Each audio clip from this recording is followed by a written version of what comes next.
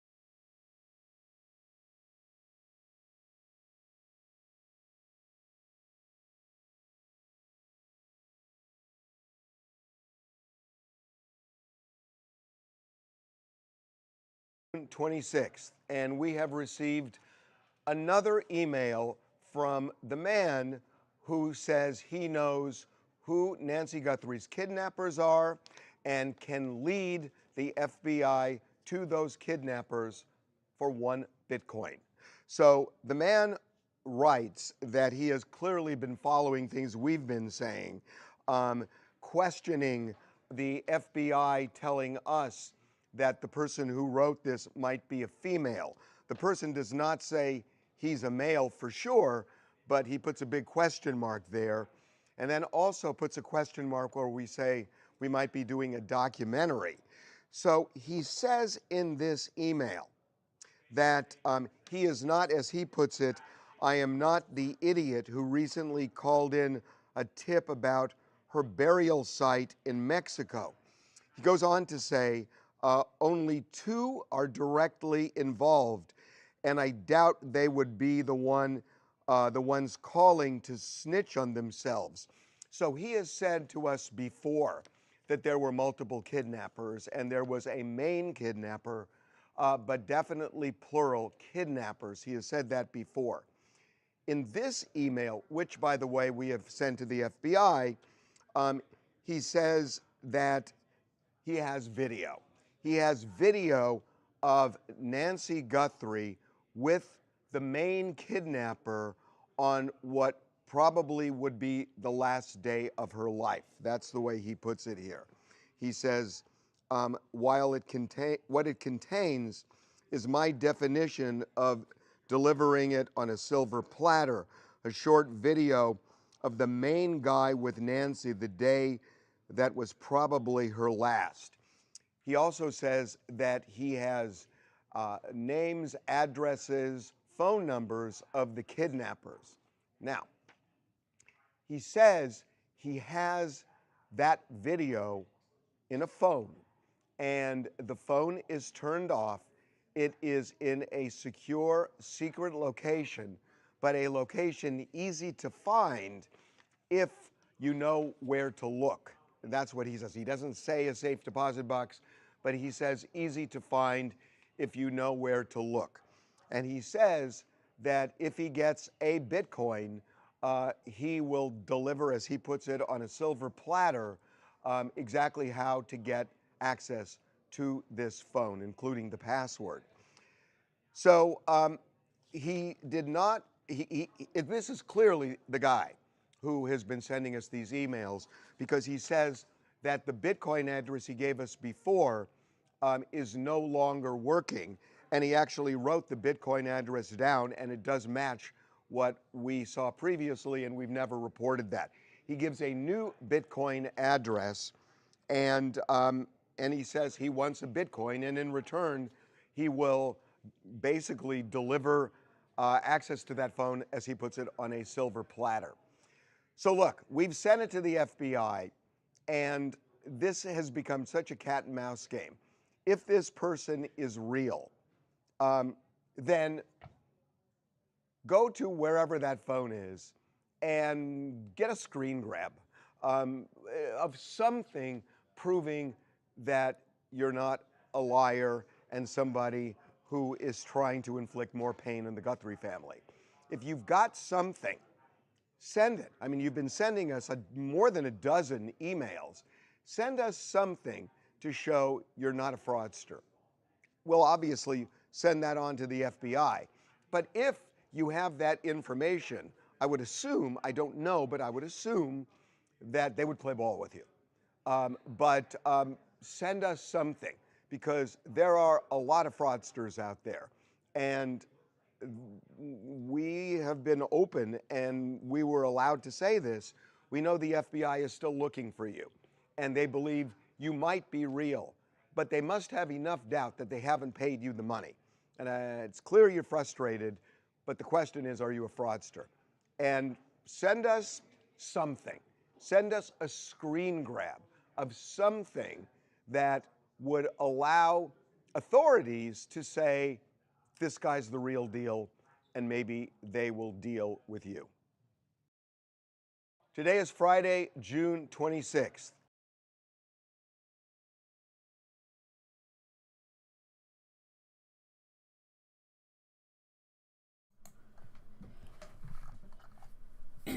Okay, so he didn't say H's, but then he did say that they had wrote down the Bitcoin address from before, but they have a new Bitcoin account, Bitcoin address.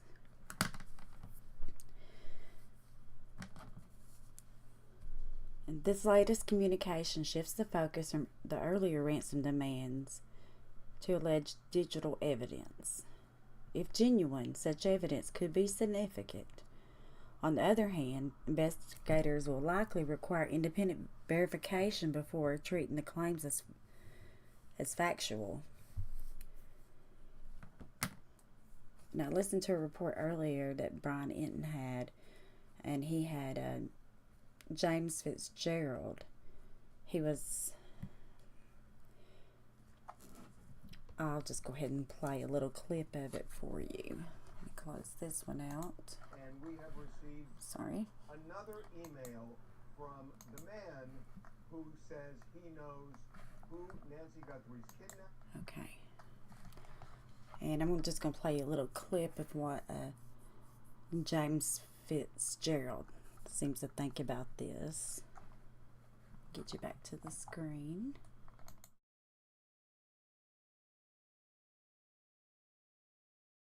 Thank you very much. Your podcast is awesome, by the way. I always put the link down in the description. And you're the perfect person to talk to because we've had so much come out this week about all of these notes, which I want to get your take on. First, though, this new TMZ reporting, and I'm a little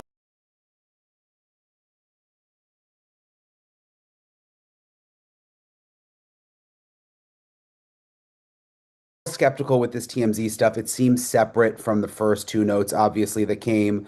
But they are now claiming the guy who's been messaging them has sent a new email where he says that he's got the names, addresses, and phone numbers of the kidnappers.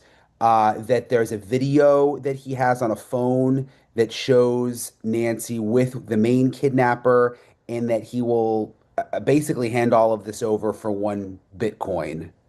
What do you make of that? First of all, and again, Brian, thanks for having me on your podcast. This guy, I don't think he's legit. I'm going to say that up front. I'm not sure any communication, and people are calling them notes, letters, whatever, posts, but I'm just going to call them communications, however they showed up. I don't think any of them are authentic, and that includes this most recent one. So 2 things.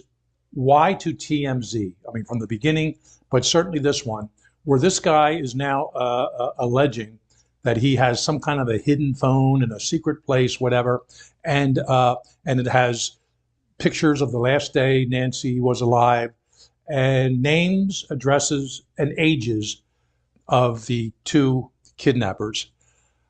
Okay, you think the 2 kidnappers would know who this guy is, who is putting this stuff out there? And if they do, they're going to take him out. If they're really these badass, alleged kidnappers, which again, I don't think they are.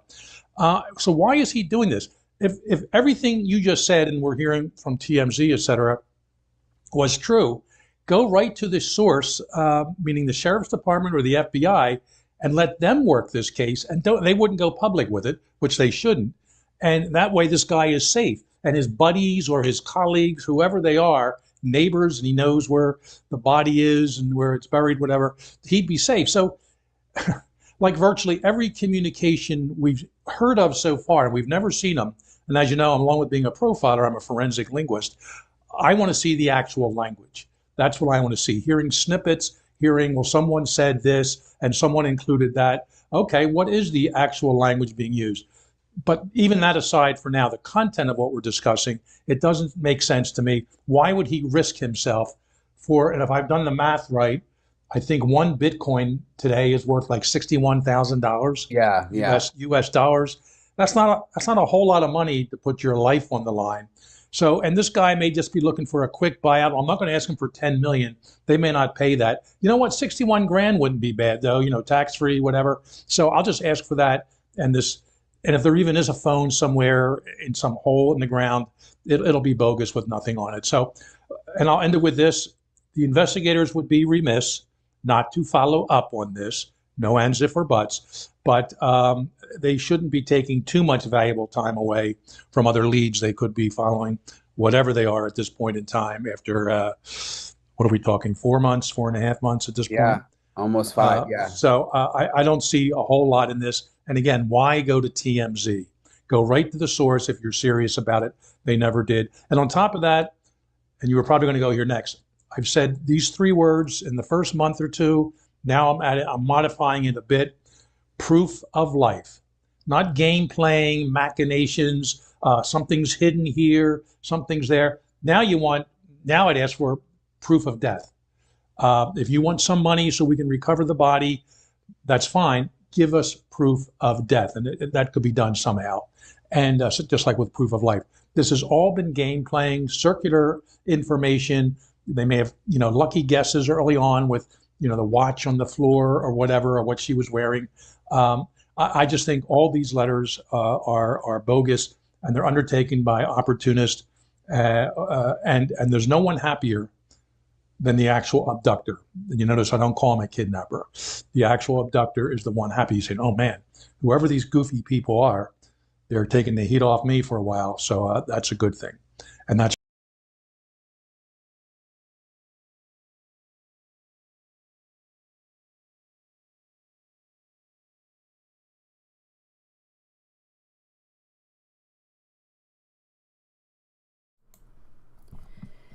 Yeah, I wanted to share that with you all real quick. I think if I'm not badly mistaken, I think he was one of the people who worked on the Unabomber case. But these are the latest reported developments, and I'll continue to follow the case and update you if investigators or other official sources confirm or dispute these claims. Let me know your thoughts in the comments. But please remember to avoid accusing anyone without evidence. Yeah, please let me know in the comments. I can't see the chat right now. I don't know what's going on with that, but it's not pulled up and I can't see it. So if you guys are making any comments, I'm sorry, I can't see them. But you can leave some comments,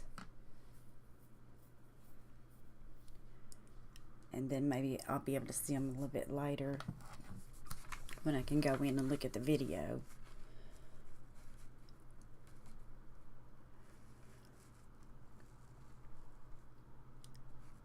And thank you for watching, and I'll see you all at the next update.